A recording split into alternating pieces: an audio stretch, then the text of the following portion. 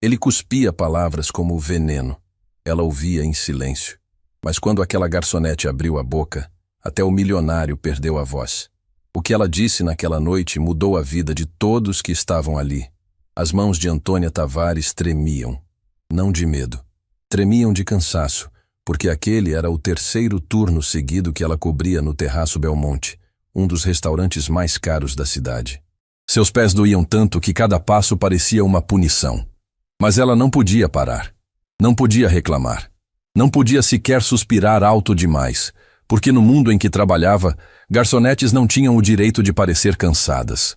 E foi exatamente naquela noite, com o salão lotado e a cozinha em ritmo frenético, que tudo aconteceu. Antônia carregava uma bandeja com 3 pratos quando ouviu a voz. Uma voz alta, grossa, carregada de desprezo, que cortou o burburinho do restaurante como uma faca. Todos no salão pararam. Talheres congelaram no ar. Conversas morreram pela metade, e os olhos de cada pessoa presente se voltaram para a mesa do canto, onde um homem de terno estava de pé, com o dedo apontado para o rosto dela. Eu pedi o filé ao ponto. Ao ponto. Você é surda ou simplesmente incompetente? O nome dele era Renato Monteiro. Todo mundo na cidade sabia quem ele era. Dono de uma rede de concessionárias que faturava milhões, frequentador assíduo de colunas sociais e conhecido tanto pela fortuna quanto pelo temperamento impossível. Quando Renato entrava em um restaurante, os garçons trocavam olhares nervosos. Quando sentava à mesa, o ar ficava mais pesado. E quando abria a boca para reclamar, ninguém tinha coragem de responder. Ninguém. Até aquela noite. Antônia parou onde estava, a bandeja ainda equilibrada nas mãos. O salão inteiro a observava, esperando a reação que sempre vinha de quem era humilhado por Renato. Cabeça baixa, um pedido de desculpas murmurado e uma retirada silenciosa. Era assim que funcionava. Era assim que sempre tinha sido. Mas Antônia não abaixou a cabeça. Senhor, ela disse com a voz firme, olhando diretamente nos olhos dele. O pedido foi preparado exatamente como o senhor solicitou. Eu mesma conferi com a cozinha antes de trazer. O silêncio que se seguiu foi tão denso que dava para ouvir o gelo derretendo dentro dos copos de água. Renato estreitou os olhos como se não acreditasse no que acabara de ouvir. Na mesa ao lado dele, Fabrício Duarte, seu sócio nos negócios, parou de mastigar com o garfo a meio caminho da boca. E Bruna Monteiro, a esposa de Renato, fechou os olhos por um instante, como quem já sabia que a tempestade estava apenas começando. "O que você disse?" Renato perguntou, baixando o tom de voz de um jeito que era ainda mais ameaçador do que quando gritava. "Está me dizendo que eu estou errado?" "Estou dizendo que conferi o pedido, senhor. Se não está do seu agrado, posso pedir para prepararem outro prato imediatamente." Renato deu um passo na direção dela. Um passo lento, calculado, como quem quer intimidar pelo tamanho, pela presença, pelo poder que o dinheiro comprava. Outros clientes nas mesas próximas se encolheram nas cadeiras. Uma senhora mais ao fundo levou a mão à boca. E Cláudia, colega de trabalho de Antônia, que assistia tudo atrás do balcão, agarrou o pano de prato com tanta força que os nós dos dedos ficaram brancos. "Você acha?" Renato começou, apontando o dedo mais uma vez, agora a centímetros do rosto de Antônia. "Que pode falar assim comigo? Você sabe quem eu sou? Sabe quanto eu gasto nesse restaurante por mês? Gasto mais numa noite do que você ganha num ano inteiro. E você tem a audácia de me dizer que eu estou errado?" Antônia não recuou, nem um centímetro. Sustentou o olhar dele com uma serenidade que desconcertava, como se por trás daquele uniforme de garçonete existisse algo que ele não conseguia enxergar. Algo que ninguém ali conseguia enxergar. Ainda. "Senhor, eu não disse que o senhor está errado. Eu disse que conferi o pedido. São coisas diferentes." Uma mulher numa mesa próxima soltou um "nossa" baixinho. Fabrício deixou o garfo cair no prato com um ruído metálico. E Bruna abriu os olhos, olhando para Antônia com uma expressão que misturava espanto e algo que parecia admiração. Renato ficou vermelho. Aquele tipo de vermelho que não é vergonha, é raiva pura. Raiva de quem não está acostumado a ser confrontado, de quem passou a vida inteira ouvindo "sim, senhor" e "como quiser", e de repente tropeça em alguém que não dobra os joelhos. Chama o gerente, ele disse entre os dentes. Agora. Seu Amadeu, o dono do terraço Belmonte, já estava a caminho. Com mais de 2 décadas no ramo da gastronomia, ele conhecia cada tipo de cliente e cada tipo de problema. Mas quando chegou à mesa de Renato e viu o olhar incendiário do milionário e a postura inabalável de Antônia, soube que aquilo era diferente de tudo que já havia presenciado. Senhor Monteiro, boa noite. Algum problema com o serviço? Seu Amadeu perguntou com a voz mais conciliadora que conseguiu. Problema? Renato quase cuspiu a palavra. Problema é essa funcionária sua que não sabe servir um prato e ainda tem a cara de pau de dizer que eu estou errado. Eu quero ela fora daqui. Agora. E quero um pedido de desculpas formal. Ou eu juro que nunca mais piso nesse restaurante e faço questão de contar para todo mundo que tipo de serviço vocês oferecem. Seu Amadeu sentiu o chão tremer. Renato Monteiro não era apenas um cliente. Era o cliente que trazia outros clientes ricos, que dava visibilidade ao restaurante, que representava uma fatia considerável do faturamento mensal. Perder Renato significava perder prestígio, dinheiro e talvez até outros clientes que só vinham porque ele vinha. Ele se virou para Antônia com um olhar que pedia, implorava para que ela simplesmente pedisse desculpas, que engolisse o orgulho, abaixasse a cabeça e deixasse a tempestade passar. Antônia, ele disse baixinho, por favor. Ela entendeu o pedido silencioso. Entendeu a pressão, o medo, a lógica cruel que mandava os pequenos se curvarem diante dos grandes. E por um instante, por um breve instante, pensou em fazer exatamente isso. Pensou na filha pequena em casa, Valentina, dormindo no colchão que as duas dividiam no quarto apertado. Pensou na mãe, Dona Lucinda, que cuidava da neta enquanto Antônia trabalhava a noite adentro. Pensou no aluguel atrasado, nas contas que se acumulavam, no emprego que era tudo que ela tinha entre sua família e a rua. E foi pensando em tudo isso que ela tomou a decisão que mudou aquela noite para sempre. Eu peço desculpas se o prato não ficou ao gosto do senhor, Antônia disse, olhando para Renato. Mas não vou pedir desculpas por ter feito meu trabalho corretamente. O restaurante inteiro prendeu a respiração. Renato arregalou os olhos. Seu Amadeu fechou os seus. Bruna levou as 2 mãos à boca. Fabrício empurrou a cadeira para trás como se quisesse criar distância física daquilo. E os clientes nas outras mesas começaram a cochichar, alguns com indignação, outros com algo que se parecia muito com respeito.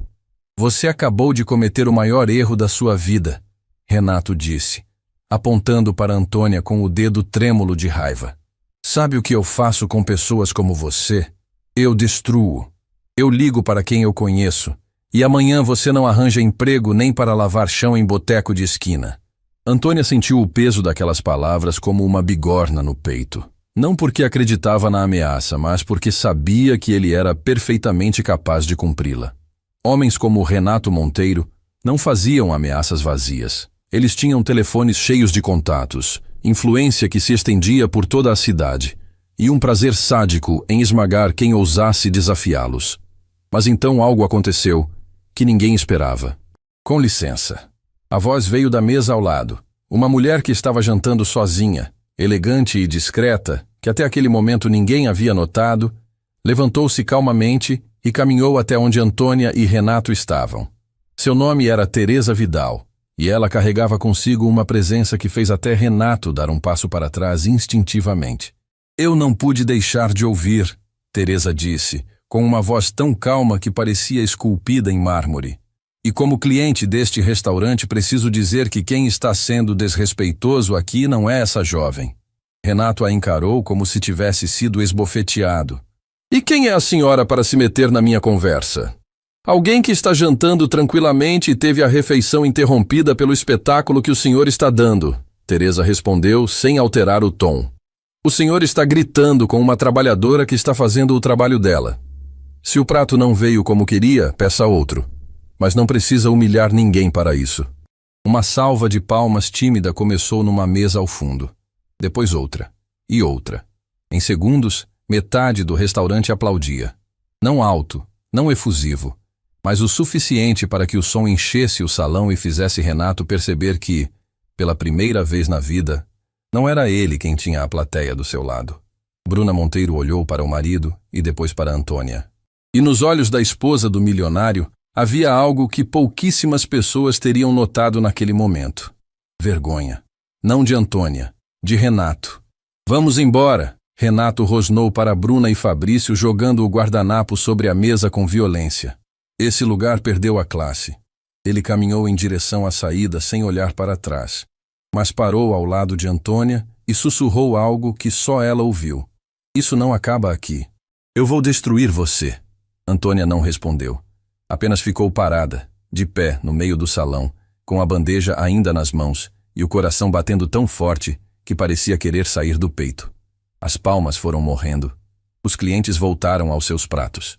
E o restaurante, aos poucos, retomou seu ritmo normal, como se nada tivesse acontecido. Mas algo tinha acontecido. Cláudia correu até Antônia assim que Renato saiu. Você ficou louca? Aquele homem pode acabar com a sua vida. Ele pode tentar. Antônia respondeu sem emoção na voz.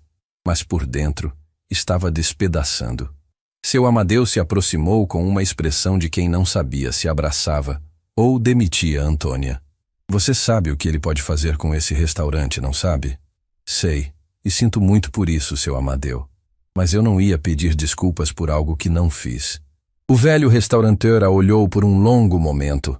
Havia algo nos olhos de Antônia que ele não conseguia decifrar. Uma dor antiga, profunda, que não tinha a ver com um prato de filé. Uma força que não combinava com a precariedade que ele sabia que ela vivia. Vá para casa, ele disse por fim. Descansa. Amanhã a gente resolve isso. Antônia assentiu. Tirou o avental, guardou no armário dos funcionários, pegou a bolsa surrada e saiu pela porta dos fundos. A noite estava fria e ela não tinha casaco. Caminhou até o ponto de ônibus com os braços cruzados, tentando segurar o tremor que agora era de nervoso, de adrenalina esvaziando. Enquanto esperava, seu telefone tocou. Era Dona Lucinda. Minha filha, a Valentina está com febre de novo. Está pedindo por você. Antônia fechou os olhos.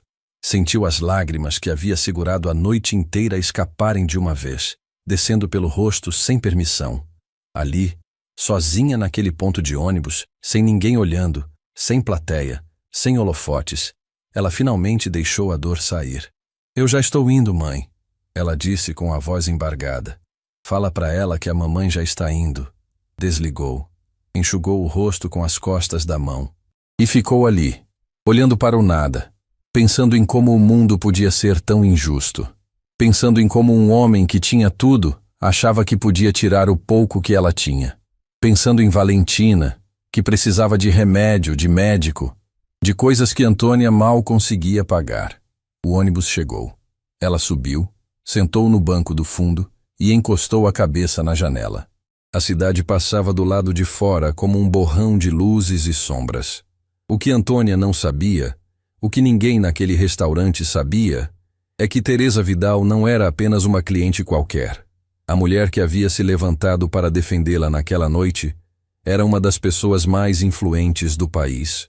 E ela não tinha parado de pensar em Antônia desde o momento em que a viu de pé, sozinha, enfrentando um homem que todos temiam. Teresa estava sentada no banco traseiro de seu carro, sendo levada para casa pelo motorista, quando pegou o celular e fez uma ligação. Marcelo, sou eu. Preciso que você descubra tudo sobre uma garçonete que trabalha no Terraço Belmonte. O nome dela é Antônia. Quero saber quem ela é, de onde veio e por que ela tem a postura de alguém que já enfrentou coisa muito pior do que um homem gritando. Do outro lado da linha, Marcelo Fonseca, seu assistente pessoal, anotou cada palavra. Teresa, ele disse curioso. O que essa garçonete fez para chamar a sua atenção? Teresa olhou pela janela do carro com um meio sorriso que misturava admiração e tristeza. Ela ficou de pé, Marcelo. Enquanto todo mundo ao redor dela se curvava, ela ficou de pé. Na mesma hora, do outro lado da cidade, Renato Monteiro entrava em seu escritório particular, ligava o computador e começava a fazer exatamente o que havia prometido. Ligou para o primeiro contato da lista, depois para o segundo, depois para o terceiro. Um por um foi espalhando o nome de Antônia como quem espalha veneno, garantindo que nenhum restaurante, nenhum bar, nenhum estabelecimento da cidade a contratasse. "Eu quero essa garçonete na rua", ele disse ao último contato da noite. Sem emprego, sem referência, sem chance. Desligou o telefone, serviu-se de um copo de uísque e olhou pela janela do escritório, lá do alto do prédio que levava seu nome. "Quem ela pensa que é?", murmurou para si mesmo. "Amanhã ela vai aprender que ninguém me desafia." Mas Renato Monteiro não sabia de duas coisas naquela noite. Não sabia que Teresa Vidal já havia colocado engrenagens muito maiores que as dele em movimento. E não sabia que Antônia Tavares guardava um segredo. Um segredo que, quando viesse à tona, não apenas destruiria tudo que ele estava tentando fazer contra ela, mas colocaria a própria vida de Renato de cabeça para baixo. Porque aquela garçonete que ele havia jurado destruir não era apenas uma garçonete. E o que ela escondia era capaz de abalar os alicerces de tudo que Renato Monteiro havia construído. Antônia chegou em casa quando a madrugada já tinha engolido o resto da noite. O ônibus demorou mais do que o normal, e ela precisou caminhar as últimas quadras quase correndo, com o peito apertado e o nome de Valentina martelando na cabeça a cada passo. Quando abriu a porta do apartamento pequeno que dividia com a mãe e a filha, encontrou Dona Lucinda sentada na beira da cama, com Valentina no colo. A menina estava encolhida, com o rosto encostado no peito da avó, respirando rápido demais. "Ela piorou faz umas 2 horas", Dona Lucinda disse baixinho sem tirar os olhos da neta. "A febre não cede. Já dei o remédio que tinha, mas não fez efeito." Antônia largou a bolsa no chão, ajoelhou ao lado da cama e colocou a mão na testa da filha. Estava queimando. O tipo de febre que faz o estômago de uma mãe revirar, que transforma cada segundo em desespero. "Mamãe chegou, meu amor", ela sussurrou, acariciando os cabelos de Valentina. "Mamãe está aqui." Valentina abriu os olhos devagar. Estava fraca, mas quando viu Antônia, esticou os bracinhos e se agarrou ao pescoço da mãe com toda a força que o corpinho cansado conseguia reunir. "Não vá embora de novo", Valentina murmurou com a voz fininha. "Fica comigo." Antônia mordeu o lábio com tanta força que sentiu o gosto de ferro. Abraçou a filha, fechou os olhos e jurou para si mesma que não ia chorar na frente dela. Não ia. Não podia. Precisava ser forte porque Valentina precisava de uma mãe forte, não de uma mãe derrotada. "Eu não vou a lugar nenhum", Antônia disse com a voz mais firme que conseguiu fabricar. "Vamos cuidar de você, tá bom? Mamãe vai dar um jeito." Dona Lucinda olhou para a filha e leu nos olhos dela tudo o que Antônia tentava esconder. O cansaço, o medo, a angústia de quem sabe que precisa levar a filha ao médico, mas não sabe como vai pagar. "Aconteceu alguma coisa no trabalho?" Dona Lucinda perguntou. Antônia hesitou. Pensou em contar tudo, em desabafar sobre Renato, sobre a humilhação, sobre a ameaça, mas olhou para Valentina nos seus braços e engoliu cada palavra. "Nada demais, mãe. Amanhã eu resolvo." Mas amanhã chegou com a força de um furacão. Na manhã seguinte, quando Antônia ligou para o restaurante para saber seu horário, foi Cláudia quem atendeu. E pelo silêncio que veio antes da primeira palavra, Antônia já soube. "Antônia, o seu Amadeu quer falar com você. Pediu para você vir aqui antes do almoço. Ele vai me mandar embora, não vai?" Cláudia não respondeu, e aquele silêncio disse tudo. Antônia deixou Valentina com Dona Lucinda. Prometeu que voltava rápido e pegou o primeiro ônibus para o centro. Durante todo o trajeto, ficou olhando pela janela sem ver nada, repassando na cabeça cada segundo da noite anterior. A voz de Renato, o dedo dele apontando para seu rosto, a frase que ele sussurrou antes de sair, e se perguntou se tinha feito a coisa certa. Se o orgulho valia o preço que ela estava prestes a pagar. Quando chegou ao terraço Belmonte, o restaurante ainda estava fechado para o público. Seu Amadeu a esperava numa mesa ao fundo, sozinho, com uma xícara de café que parecia intocada. Ele levantou os olhos quando ela se aproximou e Antônia viu neles algo que nunca havia visto antes. Tristeza. "Senta, Antônia." Ela sentou. Seu Amadeu esfregou o rosto com as 2 mãos antes de falar. "Eu recebi 8 ligações essa manhã. 8. Sabe de quem?" Antônia não disse nada. Fornecedores, parceiros comerciais, até o pessoal que organiza os eventos corporativos. Todos com a mesma mensagem. Enquanto você trabalhar aqui, eles cortam relação com o restaurante. O silêncio entre eles pesava toneladas. Renato Monteiro ligou para cada um deles. Seu Amadeu continuou, a voz falhando. Fez questão de ligar pessoalmente. E não ficou nisso. Ligou para outros restaurantes, bares, hotéis, buffets. Espalhou seu nome como se você fosse uma criminosa. Disse que você desrespeitou clientes, que é instável, que é um risco para qualquer estabelecimento. Antônia sentiu o chão desaparecer debaixo dos pés. Sabia que Renato cumpriria a ameaça, mas não imaginou que seria tão rápido, tão metódico, tão cruel. Seu Amadeu, deixa eu terminar. Ele interrompeu, erguendo a mão. Eu construí esse restaurante com as minhas mãos. Cada mesa, cada receita, cada detalhe. São mais de 20 anos da minha vida dentro dessas paredes. E eu estou te dizendo, Antônia, de coração, você fez a coisa certa ontem à noite. Aquele homem mereceu cada palavra que ouviu. Antônia sentiu os olhos arderem. Mas eu tenho outros funcionários, seu Amadeu continuou, e a voz dele quebrou de um jeito que fez Antônia perceber que aquilo doía nele tanto quanto nela. Tenho a Cláudia, tenho o pessoal da cozinha, tenho gente que depende desse restaurante para alimentar os filhos. E se eu perder os fornecedores, se perder os contratos de eventos, eu não consigo manter as portas abertas. Antônia entendeu antes que ele dissesse. O senhor precisa me mandar embora. Seu Amadeu olhou para ela com os olhos úmidos. Eu preciso. E eu me odeio por isso. Ele estendeu a mão por cima da mesa e segurou a mão de Antônia. Você é a melhor funcionária que eu já tive. Em 20 anos de restaurante, nunca vi ninguém trabalhar como você. Nunca vi ninguém tratar os clientes como você trata. E nunca em toda a minha vida vi alguém ter a coragem que você teve ontem. Antônia deixou uma lágrima cair. Só uma. Depois respirou fundo, apertou a mão do velho e se levantou. Obrigada, seu Amadeu, por tudo. Ele não conseguiu responder. Apenas acenou com a cabeça, enquanto Antônia caminhava em direção à porta.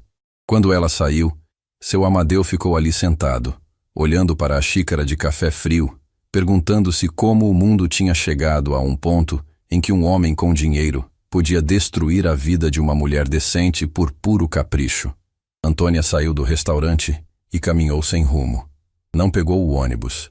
Precisava pensar, e o movimento dos seus pés contra o asfalto era a única coisa que impedia sua mente de desmoronar.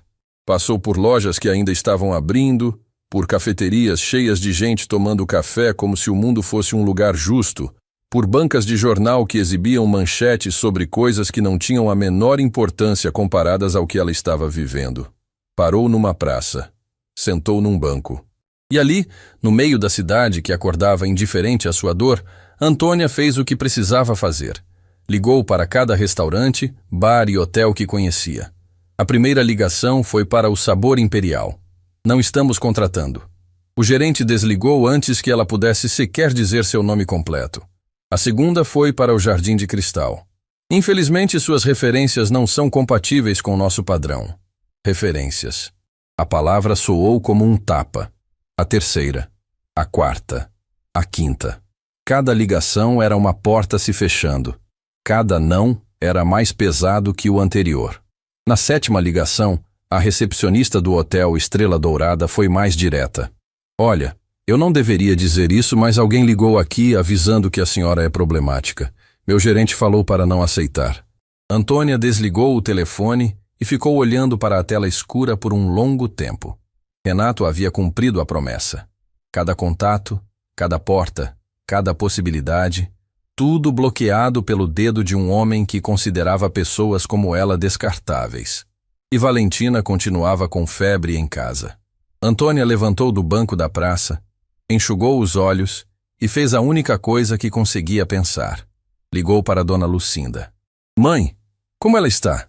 Piorou, filha. A febre subiu mais. Acho que precisamos levar ela no hospital. O coração de Antônia disparou. Hospital significava espera, filas intermináveis. E ainda assim, talvez não ter dinheiro para remédios que o sistema público não cobria. Mas não havia outra opção. Prepara ela, mãe. Eu estou indo buscar vocês. Enquanto Antônia corria para pegar o ônibus de volta para casa, do outro lado da cidade algo muito diferente acontecia. Teresa Vidal estava no escritório de sua fundação, a Fundação Vidal, uma das maiores organizações de investimento social do país. Sentada atrás de uma mesa impecável, ela lia o relatório que Marcelo Fonseca havia acabado de entregar. E conforme seus olhos percorriam cada linha, cada informação, sua expressão mudava de curiosidade para espanto, e de espanto para algo que Marcelo nunca havia visto no rosto de sua chefe: comoção. Marcelo, Teresa disse, abaixando o relatório devagar. Tem certeza de que essas informações estão corretas? Verifiquei 3 vezes, senhora Vidal. Tudo confirmado. Teresa levantou-se da cadeira e caminhou até a janela. Ficou ali por um longo momento, olhando para a cidade lá embaixo, processando o que havia lido. Aquela garçonete, ela começou, quase para si mesma. Não é quem ninguém pensa que é. Não, senhora. Definitivamente não. Teresa se virou para Marcelo.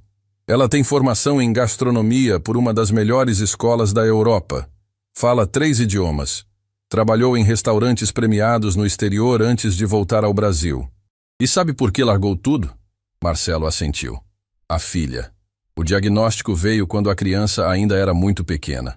Uma condição que exige tratamento constante e caro. A senhora Tavares abriu mão de tudo para cuidar dela.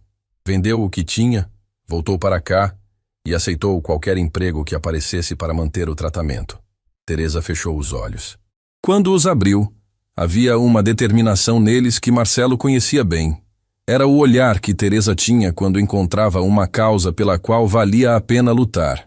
Ela largou uma carreira brilhante para ser garçonete, recebendo humilhação de gente que não chega aos pés dela. Tudo por causa da filha. Tudo por causa da filha, Marcelo repetiu. Teresa voltou para a mesa e pegou o telefone. Eu quero encontrar essa mulher. Pessoalmente. O mais rápido possível.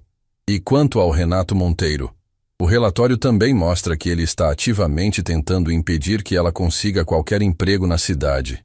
Teresa apertou o telefone com mais força. O senhor Monteiro vai descobrir em breve que mexeu com a pessoa errada. Não com Antônia, comigo. Marcelo engoliu em seco. Conhecia Teresa há tempo suficiente para saber que quando ela falava naquele tom, montanhas saíam do caminho. Mas primeiro, Teresa continuou, preciso saber uma coisa. Aquele restaurante onde ela trabalha, o Terraço Belmonte, tem alguma ligação comercial com as empresas de Monteiro? Marcelo abriu a pasta. Não diretamente. Mas vários fornecedores do restaurante dependem de contratos com a rede de concessionárias do Monteiro. É por isso que ele conseguiu pressionar tão rápido. Teresa sorriu. Não era um sorriso de alegria. Era o sorriso de uma estrategista que acabou de enxergar cada peça do tabuleiro. Então é assim que ele opera. Usa o dinheiro como corrente para prender todo mundo ao redor dele. E quando alguém ousa se soltar, ele aperta. Interessante. Ela anotou algo num papel e entregou a Marcelo. Quero uma reunião com esses fornecedores. Todos eles. Pessoalmente. E quero que descubra exatamente quais contratos o Monteiro tem com cada um. Cada centavo. Marcelo pegou o papel e se dirigiu à porta. Antes de sair, virou-se uma última vez. Teresa, posso perguntar por que esse caso te afetou tanto? Você já viu situações parecidas centenas de vezes. Teresa ficou em silêncio por alguns segundos. Quando respondeu, sua voz estava mais baixa, mais íntima, como se estivesse abrindo uma porta que raramente abria. Porque há muitos anos, Marcelo, alguém ficou de pé por mim quando o mundo inteiro queria me ver de joelhos. E isso mudou a minha vida. Agora é minha vez de ficar de pé por alguém. Marcelo saiu sem dizer mais nada. E Teresa ficou ali, sozinha no escritório, segurando o relatório com o nome de Antônia Tavares, sentindo no peito algo que não sentia há muito tempo. A urgência de fazer justiça. O que ela ainda não sabia é que a história de Antônia era muito mais profunda do que aquele relatório mostrava. Porque o segredo que Antônia guardava não era apenas sobre sua carreira perdida ou sua filha doente. Era um segredo que envolvia diretamente Renato Monteiro. E quando essa verdade finalmente viesse à tona, nada, absolutamente nada, seria como antes. Antônia segurava a mão de Valentina na sala de espera do Hospital Municipal São Bento. O lugar estava lotado. Cadeiras ocupadas até o último canto, gente encostada nas paredes, crianças chorando, mães com olheiras que contavam histórias inteiras de noites sem dormir. Dona Lucinda tinha ficado em casa porque o corpo já não aguentava o ritmo, e Antônia não quis forçá-la. Então ali estava, sozinha com a filha no colo, esperando um atendimento que não chegava. Valentina tinha adormecido encostada no peito da mãe. A febre ainda ardia, mas a menina estava tão exausta que o sono venceu o desconforto. Antônia acariciava os cabelos da filha em silêncio, tentando não pensar em tudo ao mesmo tempo. Mas era impossível. O emprego perdido, as portas fechadas, o aluguel que venceria em poucos dias. E agora, o hospital. Tavares? Valentina Tavares? Antônia se levantou depressa e carregou a filha até o consultório. O médico que as recebeu era jovem, com uma expressão cansada, mas atenciosa. Seu nome era Dr. Henrique Bastos, e ele examinou Valentina com cuidado, ouvindo o peito, verificando a garganta, anotando cada detalhe.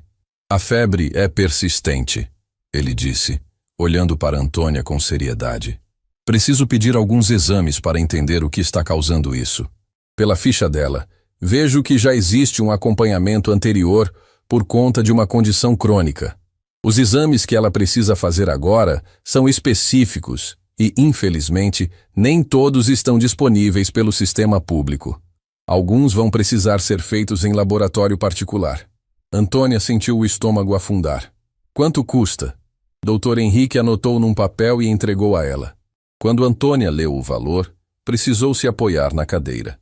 Era mais do que ela ganhava em 2 meses de trabalho. Dinheiro que ela não tinha. Dinheiro que não sabia de onde tirar.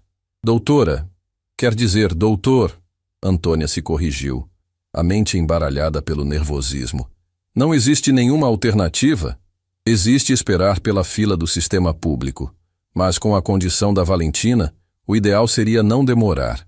Eu não quero alarmar a senhora, mas também não posso ser irresponsável e dizer que pode esperar sem consequências. Antônia olhou para Valentina, que dormia no banco do consultório, alheia a tudo. Tão pequena, tão frágil e, ao mesmo tempo, tão forte. Aquela menina nunca reclamava, nunca pedia nada além da presença da mãe. E era exatamente isso que tornava tudo mais doloroso, porque Valentina merecia o mundo, e Antônia mal conseguia oferecer o básico. Eu vou dar um jeito, Antônia disse, mais para si mesma do que para o médico. Eu sempre dou um jeito. Saiu do hospital com Valentina nos braços e o papel com o valor dos exames dobrado no bolso como uma sentença. Caminhou até o ponto de ônibus e ficou ali, olhando para o horizonte, tentando montar um plano com peças que não encaixavam. Foi quando o telefone tocou. Um número desconhecido. Antônia quase não atendeu. Estava cansada de más notícias, mas algo a fez deslizar o dedo na tela. Antônia Tavares? Sou eu. Meu nome é Marcelo Fonseca.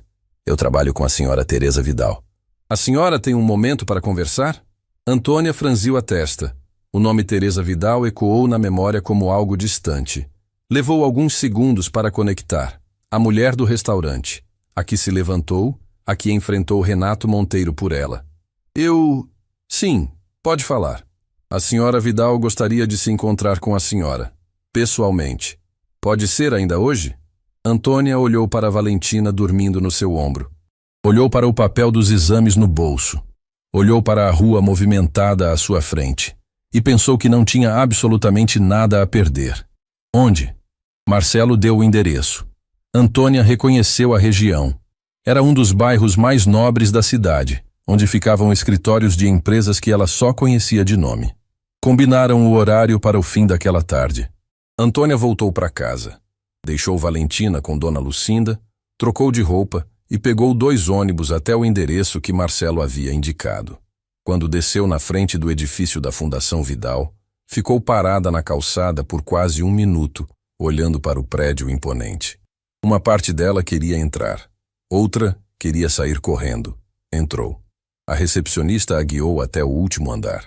As portas do elevador se abriram e Antônia se viu num ambiente que parecia de outro universo. Tudo era amplo, iluminado, com obras de arte nas paredes e janelas enormes que mostravam a cidade inteira lá embaixo. E no centro de tudo, sentada numa poltrona ao lado de uma mesa de café, estava Teresa Vidal. Antônia, Teresa disse, levantando-se com um sorriso que era ao mesmo tempo acolhedor e firme. Obrigada por ter vindo. Obrigada por ter me chamado. Antônia respondeu, sem saber exatamente o que esperar.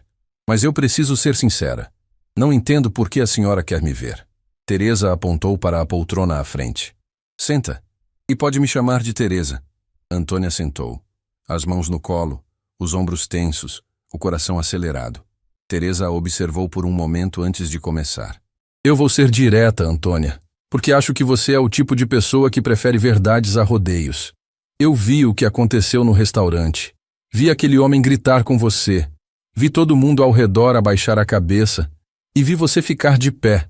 Aquilo me marcou. Eu só fiz o que achava certo. Exatamente. E é por isso que estou aqui. Porque depois daquela noite, eu pedi ao Marcelo que descobrisse quem você é. Não por curiosidade vazia, mas porque a sua postura me disse que havia algo muito maior por trás daquela garçonete. Antônia sentiu o corpo inteiro enrijecer. O que ele descobriu?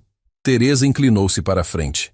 Que você estudou gastronomia na Escola Bela Vista, em Lyon, que fala francês, inglês e espanhol, que trabalhou em restaurantes premiados em 3 países diferentes, e que largou tudo, absolutamente tudo, para voltar ao Brasil e cuidar da sua filha. Antônia engoliu em seco. Fazia tanto tempo que alguém reconhecia quem ela realmente era. Tinha passado tanto tempo sendo invisível, sendo só a garçonete, só a moça do avental, que ouvir suas conquistas em voz alta doía como uma ferida reaberta. Isso foi outra vida, Antônia disse com a voz embargada. Hoje eu sou só uma mãe tentando manter a filha saudável. Você nunca foi só alguma coisa, Antônia. E é exatamente isso que eu quero conversar. Teresa explicou. A Fundação Vidal estava desenvolvendo um projeto inédito. Um programa de capacitação gastronômica para mulheres em situação de vulnerabilidade. Um centro de formação que ensinaria culinária profissional, gestão de negócios, empreendedorismo. E precisavam de alguém para liderar o projeto. Alguém que conhecesse o mundo da gastronomia de elite, mas que também entendesse a realidade de quem luta para sobreviver. Alguém que tivesse vivido nos 2 lados. Eu passei meses procurando o perfil certo, Teresa disse. E naquela noite, no Terraço Belmonte, encontrei. Antônia ficou em silêncio. As palavras de Teresa giravam na sua cabeça como um redemoinho. Era grande demais, inesperado demais, bonito demais para ser real. Teresa, eu agradeço, de verdade, mas eu preciso ser honesta. Minha filha está doente, precisa de exames que eu não consigo pagar. Minha cabeça agora está nisso, não sei se consigo pensar em mais nada. Teresa não hesitou. Quanto custam os exames? Antônia tirou o papel do bolso e entregou. Teresa leu o valor e colocou o papel na mesa com a mesma naturalidade de quem lê uma conta de café. Marcelo vai ligar para o laboratório da fundação. Valentina faz os exames amanhã, sem custo nenhum. E se precisar de acompanhamento, temos convênio com o Hospital Vitória Regia. Antônia abriu a boca, mas nenhuma palavra saiu. O queixo tremeu. Os olhos encheram. E ali, naquele escritório elegante, diante de uma mulher que conhecia há menos de 2 dias, Antônia Tavares chorou como não chorava há muito tempo. Não de tristeza, de alívio. Daquele tipo de choro que vem quando você passou tanto tempo segurando o peso sozinha que no momento em que alguém estende a mão, o corpo simplesmente desmorona. Teresa se levantou, sentou ao lado de Antônia e colocou a mão no ombro dela. Não disse nada. Apenas ficou ali, em silêncio, deixando Antônia sentir o que precisava sentir. Quando Antônia conseguiu falar, olhou nos olhos de Teresa e disse algo que Teresa jamais esqueceria. Ninguém nunca ficou do meu lado assim. Nunca. Desde que voltei para o Brasil, foi sempre eu sozinha. Eu e a minha mãe. Eu e a minha filha. E eu contra o resto. Agora não é mais, Teresa respondeu. Agora você tem alguém. Antônia enxugou o rosto e respirou fundo.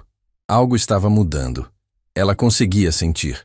como uma porta se abrindo depois de anos trancada. Mas na mesma hora em que essa porta se abria para Antônia, do outro lado da cidade, outra porta se fechava com violência. Bruna Monteiro estava trancada no banheiro da mansão dos Monteiro, sentada no chão frio, com o telefone nas mãos e lágrimas escorrendo em silêncio. Tinha acabado de ouvir Renato se gabar no escritório, pelo viva-voz, de como tinha destruído a vida de uma garçonete que ousou enfrentá-lo. "Ninguém me enfrenta e sai ileso", ele disse ao telefone rindo. "Essa mulher vai aprender o que acontece quando se mete com gente grande." Bruna apertou o telefone contra o peito. Pensou na garçonete do restaurante, na postura firme dela, na dignidade daquela mulher diante de um homem que Bruna conhecia melhor do que ninguém. Um homem que com o mundo era poderoso, mas que dentro de casa era algo que ninguém imaginava. Ela abriu os contatos do celular e procurou um nome que não discava há muito tempo. Seus dedos tremiam. Sabia que se fizesse aquela ligação, não teria volta. Sabia que estava prestes a cruzar uma linha que mudaria tudo. Mas Bruna também sabia de um segredo. O mesmo segredo que Antônia guardava. E sabia que, mais cedo ou mais tarde, esse segredo explodiria. Respirou fundo. Apertou o botão de ligar. E do outro lado da linha, uma voz atendeu. "Delegacia Central, boa noite." A ligação de Bruna Monteiro para a Delegacia Central durou menos de 1 minuto. Ela pediu para registrar uma denúncia e a atendente explicou que seria necessário comparecer pessoalmente para formalizar o procedimento. Bruna agradeceu, desligou e ficou sentada no chão do banheiro por um tempo que pareceu uma eternidade. Sabia que o que estava prestes a fazer mudaria tudo. Não apenas a vida de Renato, a dela, a de Antônia, a de pessoas que nem imaginavam estar envolvidas naquela teia. Mas a cena do restaurante não saía da sua cabeça. A garçonete de pé, firme, enfrentando o marido dela com uma dignidade que Bruna não conseguia ter dentro da própria casa. Aquela imagem tinha acendido algo que estava adormecido dentro dela há anos. A coragem de parar de fingir. Na manhã seguinte, enquanto Renato saía para mais um dia de negócios como se nada no mundo pudesse tocá-lo, Bruna fez algo que nunca havia feito. Entrou no escritório particular dele. A porta estava trancada, como sempre, mas Bruna sabia onde ele guardava a chave reserva.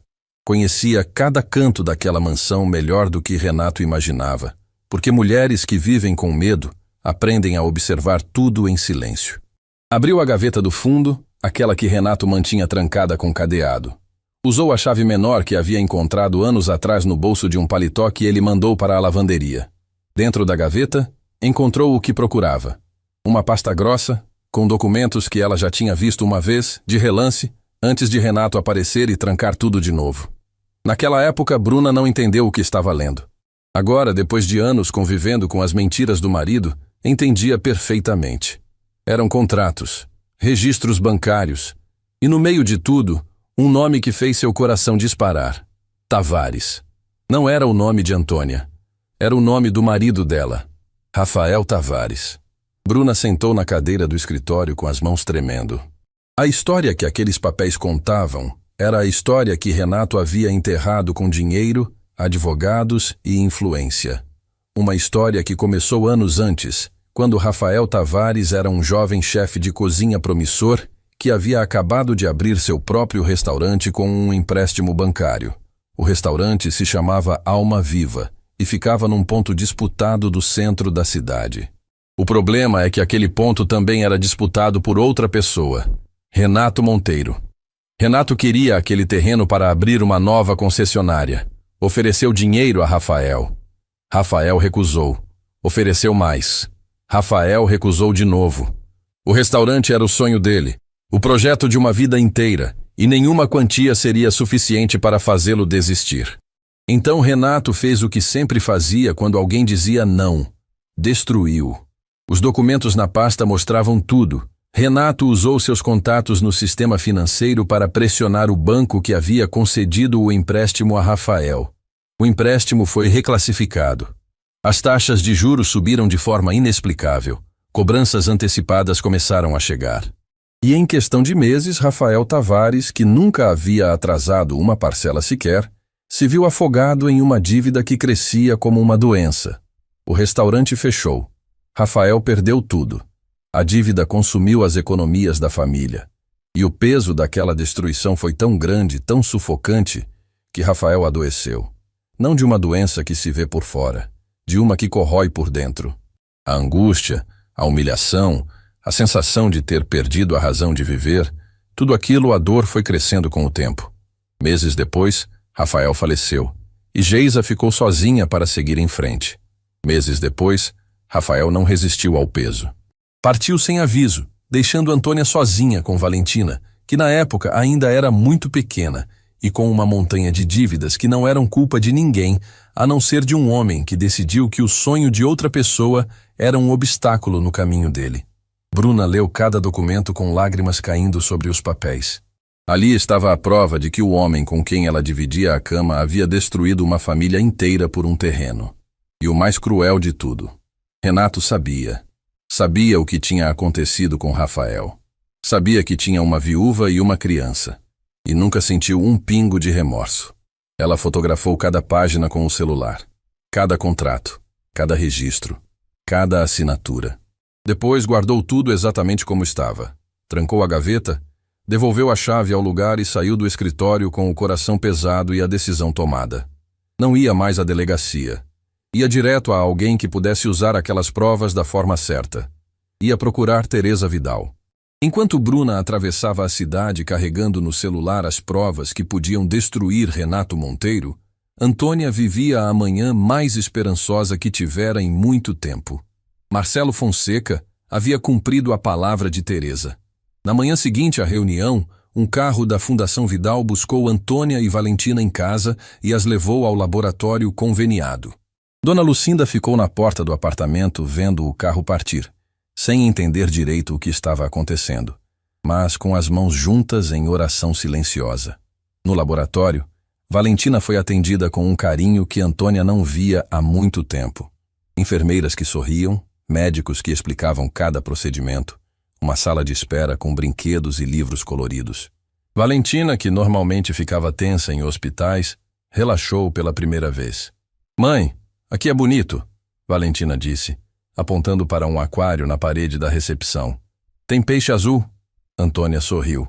Um sorriso que nasceu tão fundo que quase a assustou, porque fazia tempo que seus lábios não se curvavam assim, espontaneamente, sem esforço. "Tem sim, meu amor. E tem peixe amarelo também, olha ali." Enquanto Valentina fazia os exames, Antônia recebeu uma mensagem de Teresa.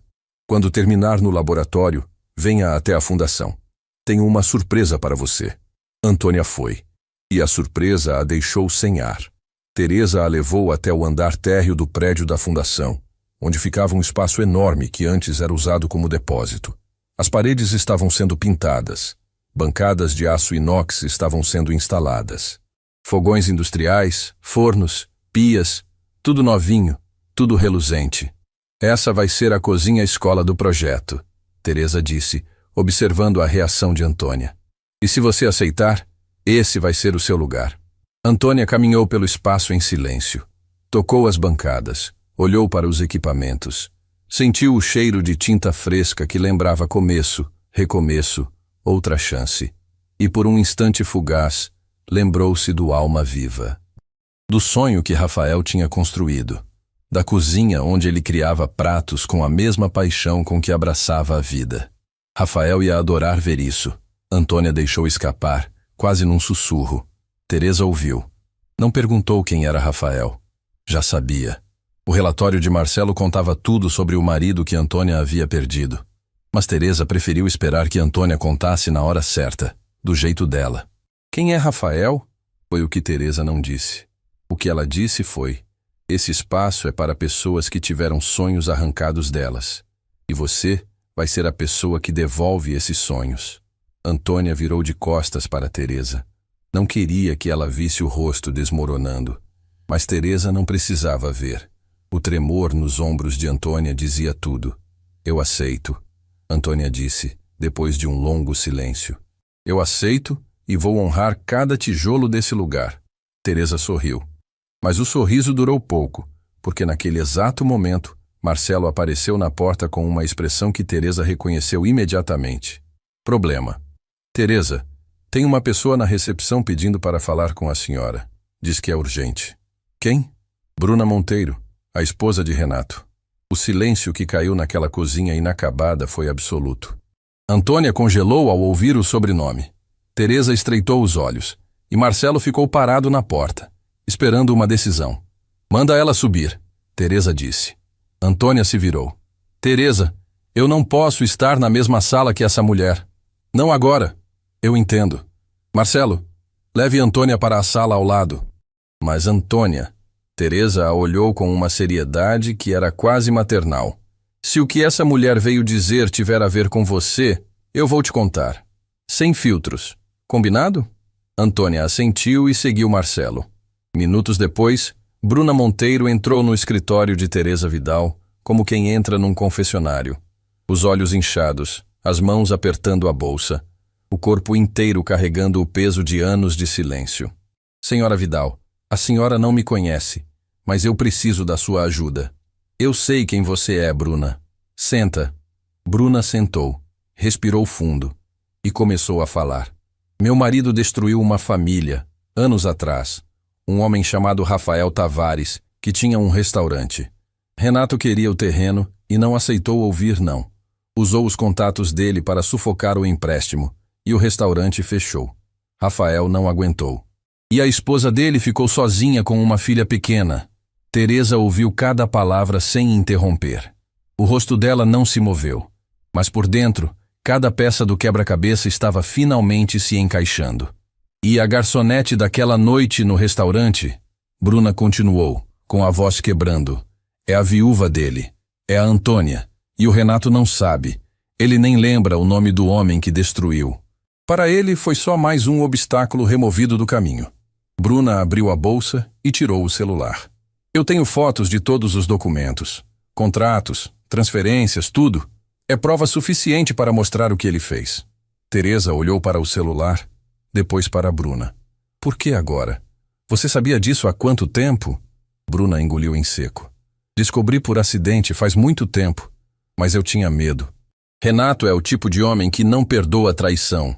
Se ele descobrir que fui eu... Por que agora?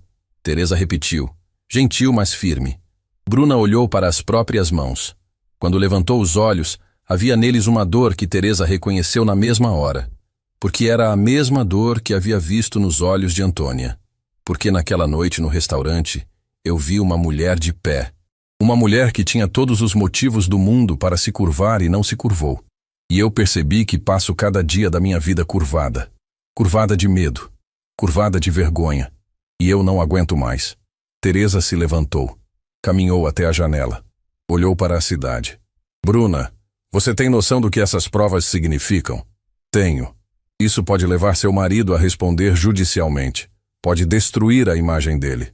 Pode destruir o império dele. Eu sei. E mesmo assim quer seguir em frente? Bruna levantou o queixo. E pela primeira vez desde que entrara naquele escritório, sua voz saiu sem tremer. Ele destruiu a vida de um homem bom. Transformou uma mulher com futuro brilhante numa garçonete que trabalha 3 turnos para pagar remédio da filha, e ainda gritou na cara dela como se ela não fosse ninguém. Eu sou muita coisa, senhora Vidal, mas cúmplice disso eu não sou mais. Teresa virou-se para Bruna com o olhar de quem acabou de encontrar a última peça de um tabuleiro. Marcelo, ela chamou. Liga para a doutora Silvana Rocha. Diz que eu preciso da melhor advogada do país. Hoje. Na sala ao lado, encostada na parede com os olhos fechados, Antônia não conseguia ouvir a conversa. Mas sentia. No fundo do peito, sentia que algo enorme estava prestes a acontecer. Algo que tinha a ver com o passado que ela havia tentado enterrar. Com Rafael. Com o sonho que lhes foi roubado. E com o homem que havia gritado na cara dela, sem saber que estava gritando para a viúva do homem cuja vida ele destruiu. Teresa esperou até o dia seguinte para contar a Antônia, não por estratégia, por humanidade. Sabia que aquela mulher já carregava peso demais para receber a verdade inteira de uma vez, no mesmo dia em que havia finalmente encontrado uma razão para sorrir. Mas a verdade não podia esperar muito mais. Não com as engrenagens que já estavam em movimento. Chamou Antônia ao escritório no fim da manhã. Marcelo havia preparado café, água, e deixado a sala em silêncio. Teresa dispensou todos os funcionários do andar. Queria que aquele momento fosse só das duas. Quando Antônia entrou, percebeu imediatamente que algo era diferente. Teresa não estava sorrindo. Não havia surpresa no olhar dela. Havia cuidado. Aquele tipo de cuidado que antecede uma dor inevitável. Senta, Antônia. Preciso te contar uma coisa, e não existe jeito fácil de fazer isso. Antônia sentou devagar, o peito já apertando antes mesmo de ouvir a primeira palavra. Porque no fundo, no lugar mais escondido da intuição, ela já sentia que aquela conversa tinha a ver com o único assunto que ainda era capaz de despedaçá-la. É sobre o Rafael, não é? Teresa sustentou o olhar. É. Antônia cruzou os braços sobre o peito como quem se abraça antes de cair. O que você descobriu? Teresa contou tudo. Cada detalhe. O terreno disputado, as ofertas recusadas, a manipulação do empréstimo, as taxas que subiram sem explicação, as cobranças antecipadas que estrangularam o restaurante até a morte. E o nome por trás de tudo isso. Renato Monteiro. Conforme Teresa falava, o rosto de Antônia passava por transformações que nenhuma palavra seria capaz de descrever. Primeiro veio a incredulidade, aquele estado de suspensão em que o cérebro se recusa a processar o que os ouvidos captam. Depois veio o choque, gelado, paralisante, como se o sangue tivesse esquecido de circular.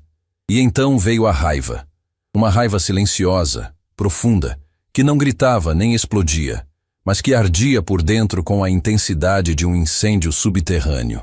O homem que gritou na minha cara, Antônia disse, com uma voz tão baixa que Teresa precisou inclinar-se para ouvir. É o mesmo homem que tirou o Rafael de mim.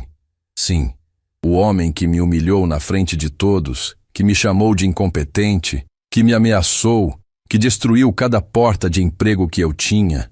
É o homem que destruiu o sonho do meu marido e levou embora a única pessoa que eu amei na vida. Sim, Antônia. O silêncio que se seguiu foi o mais longo que Teresa já viveu. Antônia não chorou, não gritou.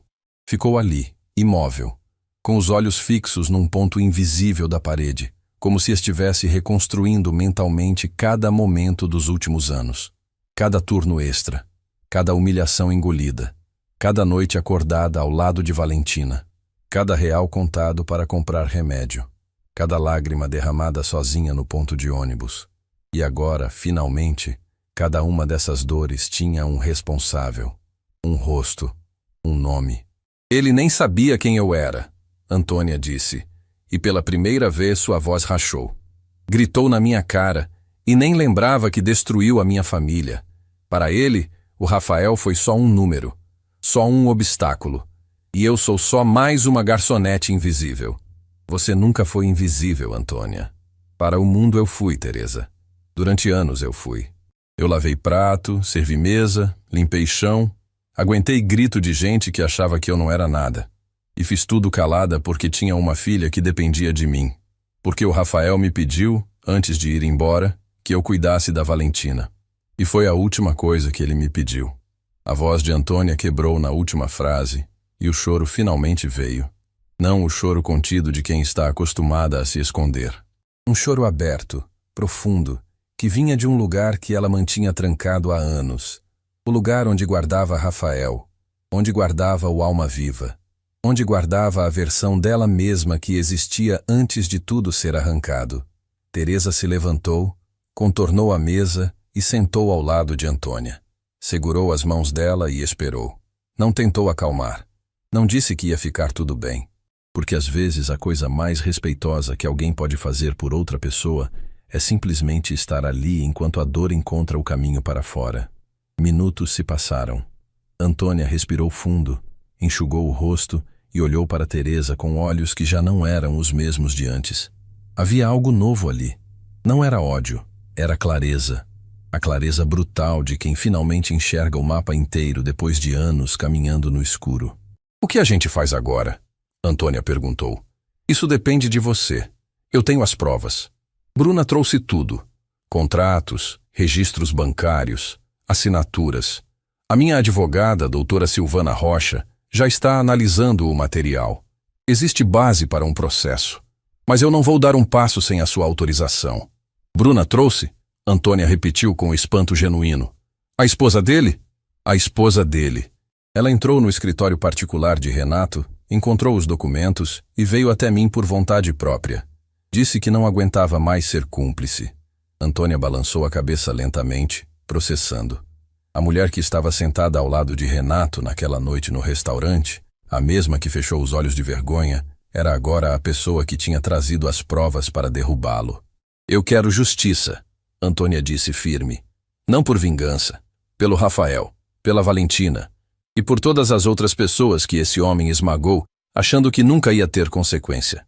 Teresa assentiu. Então vamos fazer justiça. Naquela mesma tarde, doutora Silvana Rocha chegou à Fundação Vidal.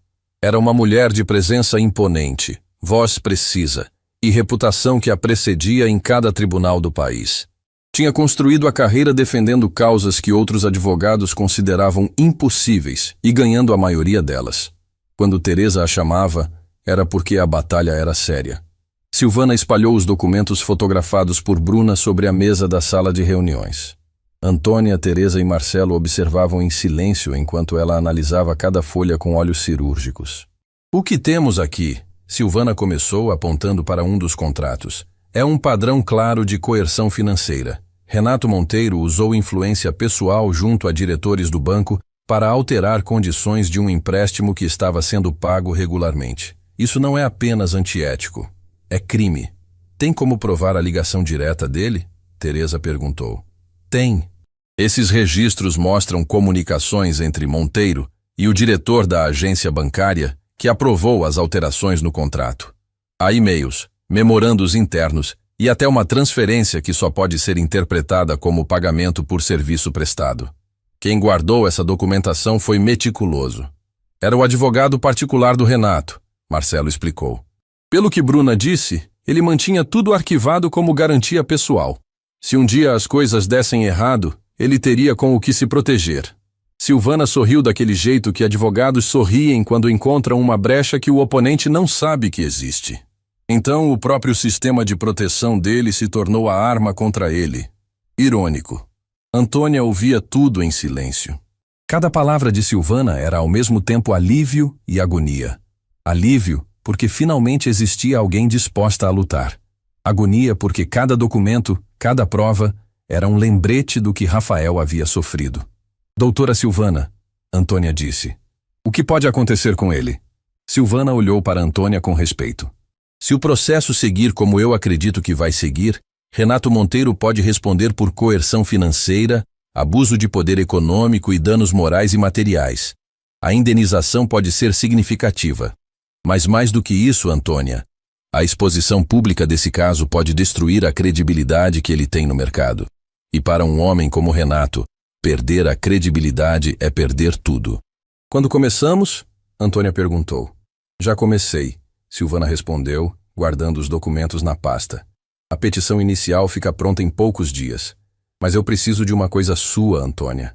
Preciso que você conte a sua história. Toda ela. Desde o começo. Desde o Alma Viva até aquela noite no restaurante. Porque é a sua história que vai colocar alma nesse processo. Documentos provam o crime. Mas é a sua voz que vai fazer o juiz entender o tamanho do estrago. Antônia concordou. E naquela tarde, sentada numa sala da Fundação Vidal, contou tudo pela primeira vez. Contou sobre como conheceu Rafael numa feira gastronômica, sobre como se apaixonaram pela cozinha e um pelo outro ao mesmo tempo, sobre o sonho do Alma Viva, construído tijolo por tijolo com as economias de uma vida inteira. Sobre as noites em que ficavam até de madrugada testando receitas, rindo, planejando o futuro. Contou sobre o dia em que Renato apareceu pela primeira vez, a oferta arrogante, a recusa de Rafael, e como, a partir dali, tudo começou a desmoronar. As cartas do banco, as cobranças impossíveis, o desespero nos olhos de Rafael quando percebeu que não havia saída. Contou sobre as noites em que Rafael não conseguia dormir, sobre o apetite que desapareceu, sobre o brilho que foi sumindo dos olhos dele como uma luz sendo apagada devagar, sobre a manhã em que acordou e percebeu que ele já não estava mais ali e entendeu que a vida dela tinha mudado para sempre. Silvana anotava tudo. Teresa ouvia com os olhos marejados. Marcelo, que era normalmente inabalável, precisou sair da sala por um momento. Depois que o Rafael se foi, Antônia continuou com a voz trêmula, mas inteira. Eu prometi 2 coisas para ele. A primeira foi cuidar da Valentina com tudo que eu tivesse. A segunda foi nunca deixar ninguém me colocar de joelhos. Porque o Rafael passou os últimos tempos de joelhos e eu vi o que isso fez com ele. Eu vi a vida saindo dele um pouco por dia e jurei que comigo seria diferente. E foi, Teresa disse. No restaurante, quando todo mundo esperava que você se curvasse, você ficou de pé, porque já tinha visto o preço de se ajoelhar. Antônia olhou para Teresa e assentiu em silêncio. Não precisava de mais palavras. Aquela frase dizia tudo. Quando a reunião terminou, já era noite. Antônia saiu da fundação e ligou para Dona Lucinda. Mãe, como está a Valentina? Melhor, filha. A febre baixou. Ela comeu um pouco e está assistindo televisão. Está perguntando quando você volta. Antônia sorriu. Pela 2ª vez naquele dia. Fala para ela que a mamãe está voltando. E fala que a mamãe tem uma coisa importante para contar. Desligou e caminhou até o ponto de ônibus.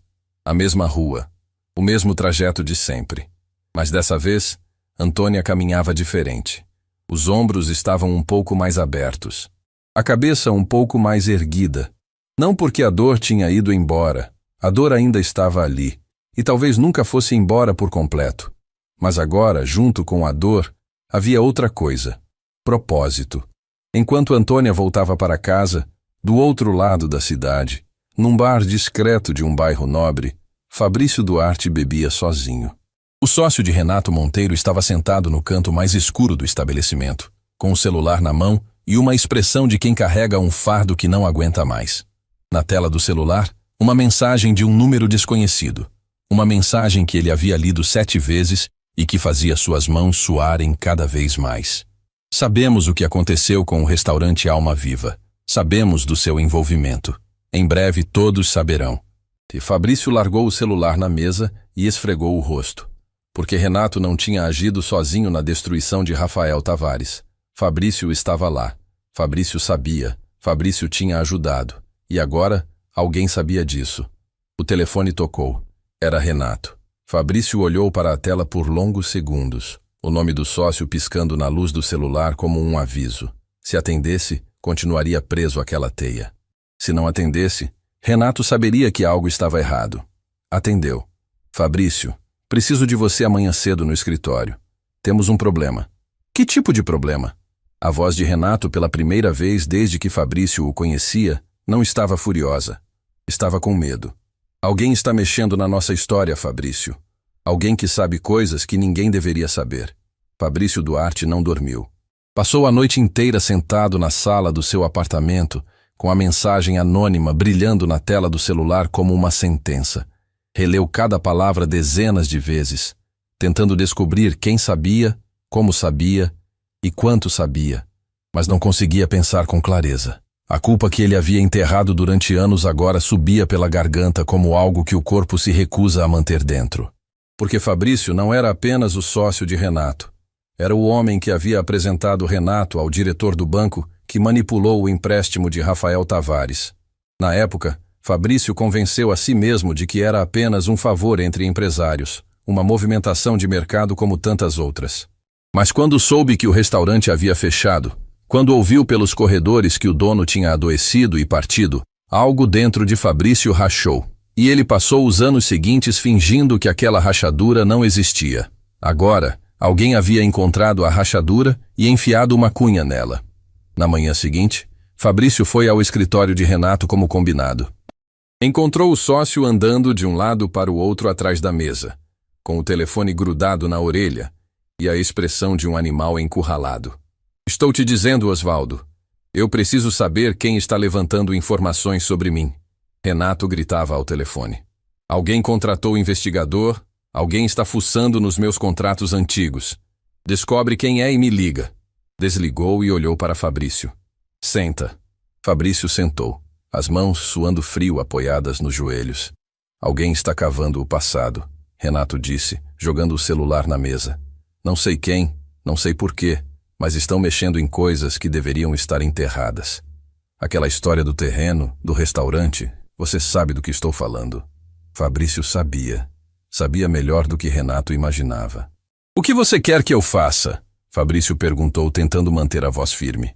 Quero que você ligue para o Sérgio, nosso advogado, e peça para ele blindar tudo. Todos os contratos daquela época, todos os registros. Se alguém vier com acusação, a gente precisa ter uma defesa pronta. Fabrício assentiu mecanicamente.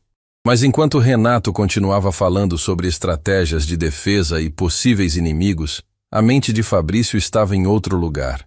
Estava naquela noite no restaurante, quando viu Antônia de pé, enfrentando Renato. Estava no rosto daquela garçonete, na postura inabalável dela. E agora que sabia quem ela era, porque a mensagem anônima não apenas acusava, mas também revelava que a garçonete era a viúva de Rafael, Fabrício sentia o peso daquele olhar como nunca antes. Ele tinha ajudado a destruir a família daquela mulher. E depois, sentado à mesa do restaurante, assistiu Renato gritar na cara dela como se ela não fosse ninguém. Fabrício, você está me ouvindo? Renato interrompeu. Estou. Vou ligar para o Sérgio. Saiu do escritório com passos apressados, mas não ligou para o advogado. Entrou no carro, ficou parado no estacionamento por vários minutos com as mãos no volante e então fez algo que nunca imaginou fazer. Pegou o celular e digitou uma resposta para o número desconhecido que havia enviado a mensagem. Quem é você e o que quer de mim? A resposta veio em segundos. Alguém que está te dando a chance de ficar do lado certo antes que seja tarde demais. Fundação Vidal. Pergunte por Teresa. Fabrício ficou olhando para a tela. A Fundação Vidal. Teresa Vidal. O nome ecoava como algo que ele deveria conhecer, mas que nunca havia prestado atenção. Porque homens como Fabrício e Renato não prestavam atenção em fundações sociais. Não prestavam atenção em nada que não tivesse cifrão na frente. Mas agora, Fabrício precisava prestar atenção. Porque a alternativa era afundar junto com Renato. Ligou o carro e dirigiu até a Fundação Vidal. Enquanto Fabrício atravessava a cidade em direção ao encontro que mudaria o rumo de tudo, Antônia estava sentada na sala de espera do laboratório conveniado com Valentina. Os resultados dos exames tinham ficado prontos e a médica responsável, doutora Estela Campos, pediu para conversar pessoalmente. Antônia segurava a mão de Valentina com força. A menina brincava com um livrinho de colorir que havia ganhado da enfermeira, alheia à tempestade que girava dentro da mãe. Senhora Tavares, a doutora chamou da porta do consultório. Antônia entrou com Valentina e sentou na cadeira em frente à mesa. Doutora Estela tinha um jeito calmo de falar, cuidadoso, como quem escolhe cada palavra para não machucar mais do que o necessário. Os exames confirmaram o que já suspeitávamos. A condição da Valentina está ativa e precisa de acompanhamento intensivo. A boa notícia é que, com o tratamento adequado, o prognóstico é positivo. Crianças respondem bem quando o protocolo é iniciado a tempo. E a má notícia? Antônia perguntou. Porque mães que já passaram por tudo aprendem a perguntar primeiro pela sombra. O tratamento é contínuo. São consultas regulares, exames periódicos e medicação específica. Pelo convênio da Fundação Vidal, boa parte está coberta, mas vai exigir dedicação e presença constante. Antônia olhou para Valentina, que desenhava uma flor torta no livrinho de colorir, completamente concentrada na escolha entre o lápis rosa e o amarelo. Tão pequena, tão inocente, tão alheia ao preço que a vida cobrava só para que ela pudesse existir em paz. Eu vou estar presente, Antônia disse, sem hesitar. Cada consulta, cada exame, tudo. Doutora Estela sorriu.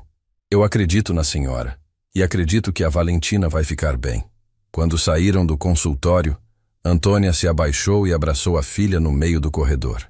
Valentina, sem entender o motivo do abraço tão apertado, apenas retribuiu com os bracinhos e disse: Mãe, eu desenhei uma flor para você. Tem as cores do arco-íris, mas faltou o azul porque o lápis quebrou. Antônia riu e chorou ao mesmo tempo. É a flor mais bonita que eu já vi, meu amor. Naquela mesma tarde, na Fundação Vidal, 3 situações convergiram ao mesmo tempo de um jeito que nem Teresa poderia ter planejado.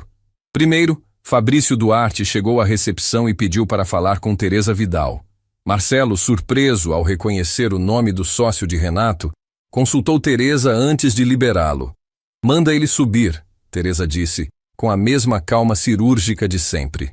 Mas avisa a Silvana para estar presente. Segundo, Antônia chegou à fundação para uma reunião sobre o projeto da cozinha-escola e foi encaminhada para a sala de planejamento no andar de baixo, sem saber quem estava no andar de cima.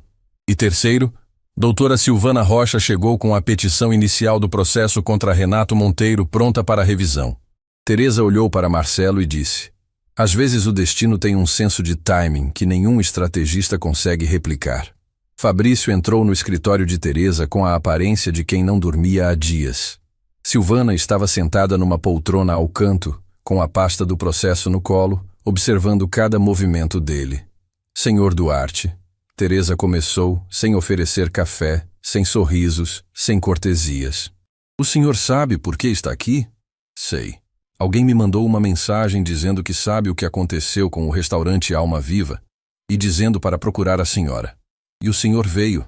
O que isso me diz sobre o senhor? Fabrício engoliu em seco. Que eu estou cansado de carregar isso. Teresa inclinou a cabeça. Carregar o quê, exatamente? E então Fabrício fez o que não fazia há anos. Falou a verdade. Contou como apresentou Renato ao diretor do banco. Como sabia que a intenção era sufocar o empréstimo. Como viu tudo acontecer e não fez nada para impedir. Como soube que Rafael havia adoecido e escolheu fingir que aquilo não era problema dele. Eu disse a mim mesmo que era só negócio, Fabrício disse, com a voz falhando, que essas coisas acontecem no mundo dos negócios. Mas depois daquela noite no restaurante, quando vi o Renato gritar na cara daquela mulher, e soube que ela era a viúva do homem que a gente destruiu, eu não consigo mais, senhora Vidal. Não consigo dormir. Não consigo comer. Não consigo olhar no espelho. Silvana se levantou da poltrona. Senhor Duarte, o que o senhor está me dizendo tem valor jurídico. Se estiver disposto a formalizar um depoimento, seu testemunho fortalece significativamente o caso contra Renato Monteiro. E o que acontece comigo? Fabrício perguntou. Depende da sua cooperação. A justiça costuma diferenciar quem colabora de quem se esconde. Fabrício olhou para as próprias mãos. As mesmas mãos que assinaram papéis, que apertaram mãos erradas, que ajudaram a construir uma fortuna sobre os destroços da vida de outras pessoas. Eu deponho, ele disse. Conto tudo, cada detalhe.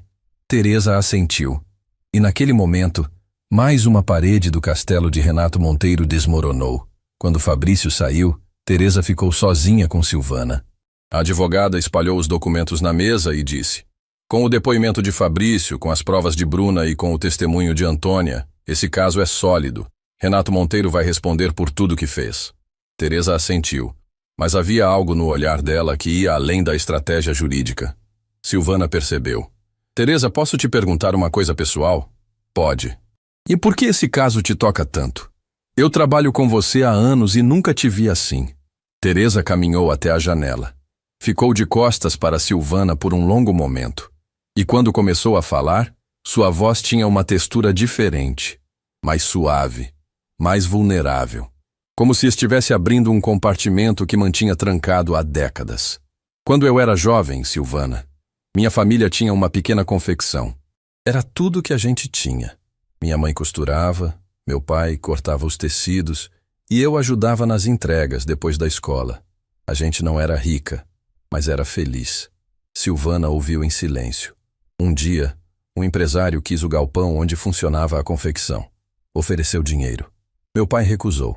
E o que aconteceu depois? Foi exatamente o que aconteceu com o Rafael. Pressão nos fornecedores, dívidas fabricadas. Cobranças impossíveis. Meu pai perdeu tudo. E a vergonha, a humilhação, quase levaram ele embora também. Teresa se virou para Silvana com os olhos brilhando. Mas alguém apareceu. Uma professora da minha escola. Dona Helena. Ela viu o que estava acontecendo com a minha família e moveu céus e terra para ajudar. Conseguiu um advogado pro bono, mobilizou a comunidade, fez barulho até alguém ouvir. Meu pai não recuperou o galpão, mas recuperou a dignidade. E eu, com aquele exemplo, jurei que um dia faria o mesmo por outras pessoas. Silvana entendeu tudo. Cada decisão de Teresa, cada projeto social, cada causa abraçada, tudo nascia daquela ferida antiga que ela transformou em propósito. E quando você viu a Antônia naquela noite no restaurante, eu vi meu pai, Teresa completou. Vi alguém de pé quando o mundo inteiro mandava se ajoelhar. E soube que era minha vez de ser a dona Helena de alguém. As duas ficaram em silêncio por um momento que não precisava de palavras. Depois, Teresa endireitou os ombros, enxugou os olhos com as costas da mão e voltou a ser quem o mundo conhecia. Uma mulher de aço com coração de carne. Silvana, protocola a petição. Fabrício vai formalizar o depoimento amanhã, e eu quero uma audiência o mais rápido possível. E quanto ao Renato? Quando ele souber do processo, vai reagir. Eu conto com isso, Teresa disse. Homens como ele, quando são encurralados, cometem erros, e o erro que ele cometer vai ser o último. Naquela noite, Antônia colocou Valentina para dormir e sentou ao lado da cama da filha, observando a respiração tranquila de quem finalmente estava medicada e cuidada. Dona Lucinda apareceu na porta do quarto com uma caneca de chá e sentou ao lado da filha. Você está diferente, Antônia, Dona Lucinda disse baixinho. Diferente como mãe. Diferente de um jeito bom. Parece que você encontrou alguma coisa que tinha perdido. Antônia olhou para Valentina dormindo. Pensou em Rafael, no sorriso dele quando inaugurou o Alma Viva, na forma como ele segurava Valentina no colo e dizia que ela era o prato mais perfeito que a vida tinha criado. Eu encontrei, mãe. Encontrei o motivo para parar de sobreviver e começar a viver de novo. Dona Lucinda segurou a mão da filha. E as duas ficaram ali, no silêncio daquele quarto pequeno, sentindo que algo grande se aproximava. Algo que Antônia ainda não conseguia ver por inteiro, mas que sentia com cada fibra do corpo. Porque em poucos dias ela estaria cara a cara com Renato Monteiro mais uma vez. Não num restaurante, não como garçonete, mas como a mulher que ele nunca deveria ter subestimado. O dia da audiência chegou sem aviso, como chegam todas as coisas que mudam uma vida para sempre. Antônia acordou antes do sol nascer, sentou na beira da cama e ficou ouvindo a respiração de Valentina, que dormia tranquila ao lado. A febre não tinha voltado desde o início do tratamento. A menina estava comendo melhor, rindo mais, desenhando flores em cada pedaço de papel que encontrava. E aquela melhora silenciosa era a prova de que, quando alguém estende a mão na hora certa, milagres acontecem sem fazer barulho. Dona Lucinda apareceu na porta do quarto com uma caneca de café. Está pronta, filha? Antônia olhou para a mãe. Estou. Pela primeira vez em muito tempo, estou pronta. Teresa enviou um carro para buscar Antônia. Durante o trajeto, Antônia olhou pela janela e pensou em Rafael. No sorriso dele. Na forma como ele dizia que cozinhar era um ato de amor, porque ninguém prepara uma refeição para alguém que não ama. Pensou no Alma Viva, nas paredes que ele pintou com as próprias mãos, nas mesas que escolheu uma por uma, no cardápio que escreveu e reescreveu até cada prato contar uma história. Hoje é por você, Rafa, ela sussurrou para a janela. Eu prometi que ficaria de pé. E fiquei. O tribunal ficava numa região central da cidade que Antônia conhecia de passagem, mas nunca de perto. Era um edifício imponente, com escadarias largas e portas que pareciam ter sido feitas para lembrar a qualquer pessoa que ali dentro as palavras tinham peso. Na entrada, Teresa a esperava ao lado de Silvana Rocha. Marcelo Fonseca estava um pouco atrás, com uma pasta de documentos e a postura de quem havia preparado cada detalhe. E ao lado deles, de cabeça baixa e mãos nos bolsos, estava Fabrício Duarte, pronto para depor. Como você está? Teresa perguntou segurando as mãos de Antônia. Tremendo por dentro, firme por fora. Teresa sorriu. É assim que se enfrenta o impossível. Entraram juntas. A sala de audiência era menor do que Antônia imaginava. Bancos de madeira, uma mesa elevada para o juiz, mesas laterais para as partes. E do outro lado da sala, já sentado ao lado de dois advogados que cobravam por hora o que Antônia ganhava por mês, estava Renato Monteiro. Quando os olhos dele encontraram os de Antônia, algo mudou no ar. Renato a reconheceu imediatamente. A garçonete. Aquela que ele havia jurado destruir. Mas agora, ela não estava de avental, não carregava bandeja, não estava cercada de mesas e talheres. Estava do outro lado de um processo judicial, E pela primeira vez na vida de Renato, ele não tinha o controle. A expressão dele oscilou entre surpresa e raiva. Virou-se para seus advogados e sussurrou algo que Antônia não conseguiu ouvir. Mas Silvana conseguiu ler nos lábios dele o suficiente para saber que Renato ainda não havia entendido a gravidade do que enfrentava. A audiência começou. Silvana apresentou os fatos com a precisão de uma cirurgiã.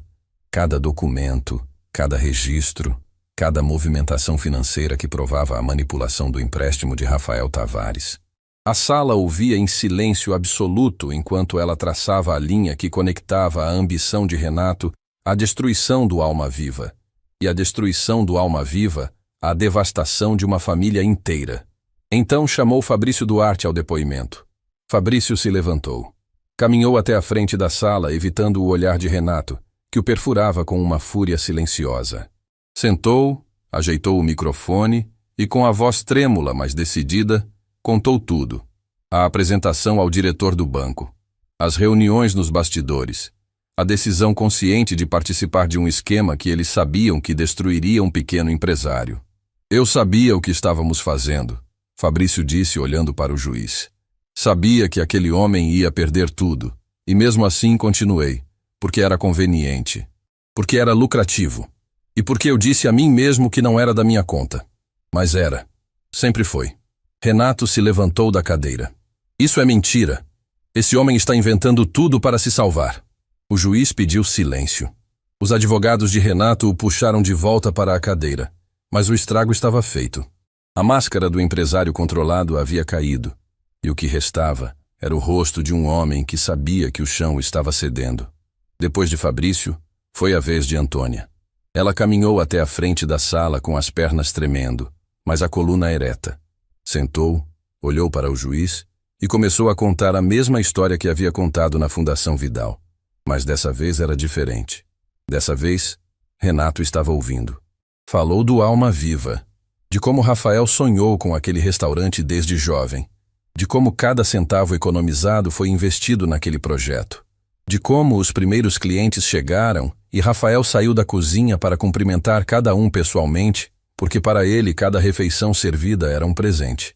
Falou do dia em que as cartas do banco começaram a chegar, do desespero nos olhos de Rafael, das noites sem dormir, da luz que foi se apagando dentro dele até não sobrar mais nada. Meu marido não perdeu um restaurante, Antônia disse com a voz firme apesar das lágrimas. Perdeu a razão de existir, e eu perdi o homem que amava. Minha filha perdeu o pai que nunca vai conhecer direito. E tudo isso porque um homem decidiu que o sonho de outra pessoa era um obstáculo no caminho dele. Ela olhou para Renato, diretamente, sem ódio, sem rancor, com algo que era infinitamente pior para ele do que qualquer raiva. Verdade. O senhor gritou na minha cara naquela noite no restaurante. Me chamou de incompetente. Disse que ia me destruir. E o mais triste de tudo é que o senhor já tinha me destruído anos antes. Só não lembrava. Porque para o senhor, a minha família nunca foi nada além de um detalhe descartável. A sala inteira ficou em silêncio. O juiz, os advogados, os funcionários do tribunal. Ninguém se movia. Ninguém respirava alto. Porque as palavras de Antônia tinham o peso de algo que vai muito além de um processo. Tinham o peso da verdade nua, sem filtro, sem defesa possível. Renato não disse nada. Pela primeira vez desde que Antônia o conhecia, o milionário que gritava, que apontava o dedo, que ameaçava e intimidava, não tinha uma única palavra para oferecer. Apenas abaixou os olhos e ficou olhando para as próprias mãos, como se estivesse vendo nelas algo que nunca havia notado antes. A decisão do juiz veio semanas depois. Renato Monteiro foi condenado por coerção financeira e abuso de poder econômico. A indenização foi significativa, o suficiente para garantir o tratamento completo de Valentina e reconstruir o que havia sido tirado. Mas mais do que o dinheiro, foi a exposição pública que cobrou o preço mais alto. Os jornais publicaram. As redes sociais amplificaram. E o império de Renato Monteiro, construído sobre a ruína silenciosa de pessoas que ele considerava pequenas, começou a desmoronar pelo peso da própria verdade. Fabrício colaborou integralmente com a justiça. Seu testemunho foi fundamental para o resultado do processo. Não saiu ileso, respondeu pela sua participação, mas a cooperação foi considerada na sentença. Depois de tudo, afastou-se dos negócios e nunca mais foi visto nos mesmos círculos que frequentava. Bruna Monteiro pediu a separação antes mesmo da sentença sair. Mudou-se para outra cidade, recomeçou a vida com o pouco que levou consigo e, numa tarde qualquer, semanas depois, enviou uma carta para Antônia. Não era longa. Dizia apenas: eu deveria ter agido antes.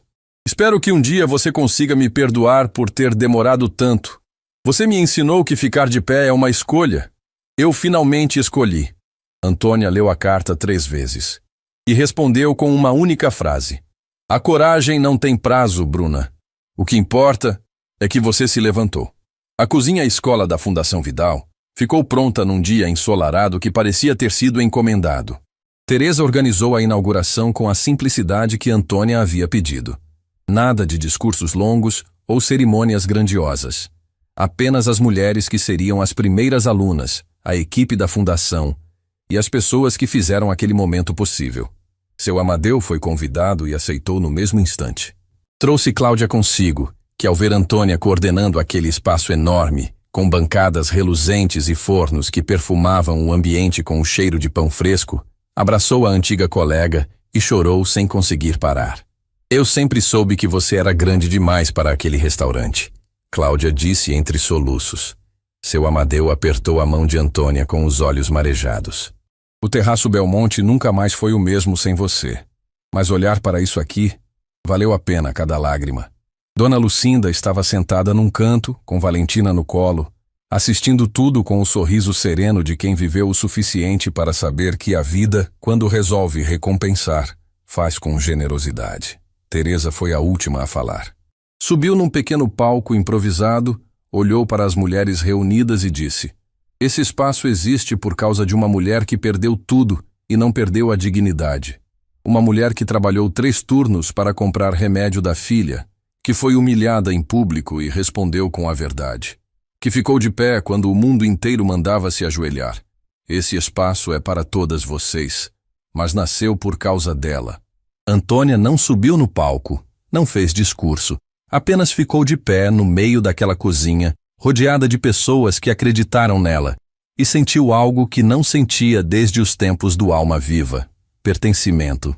Mas o momento que ficou gravado na memória de todos veio depois, quando os convidados já estavam se dispersando. Valentina soltou a mão da avó, correu até a mãe e puxou a barra da roupa de Antônia. Mãe, o que é esse lugar? Antônia se abaixou, ficou na altura da filha e segurou o rosto dela com as 2 mãos. Esse lugar, meu amor, é onde a mamãe vai ensinar outras pessoas a cozinhar, igual o papai fazia. Valentina arregalou os olhos. Igual o papai? Igual o papai. A menina olhou ao redor, para as bancadas, para os fornos, para as pessoas que sorriam. E disse com a simplicidade devastadora que só as crianças possuem: então o papai ia ficar feliz, né, mãe? Antônia puxou a filha para um abraço tão apertado que o mundo ao redor desapareceu. E assim, meu amor, o papai ia ficar muito feliz. E ali, naquela cozinha que cheirava a começo, abraçada à razão de tudo, Antônia Tavares finalmente entendeu algo que havia levado anos para aprender: que a vida não tira sem devolver, que os sonhos arrancados podem nascer de novo em outras formas, que a dignidade não se compra com dinheiro e não se destrói com poder, e que ficar de pé, mesmo quando tudo ao redor desmorona, não é apenas um ato de coragem, é o que nos torna humanos.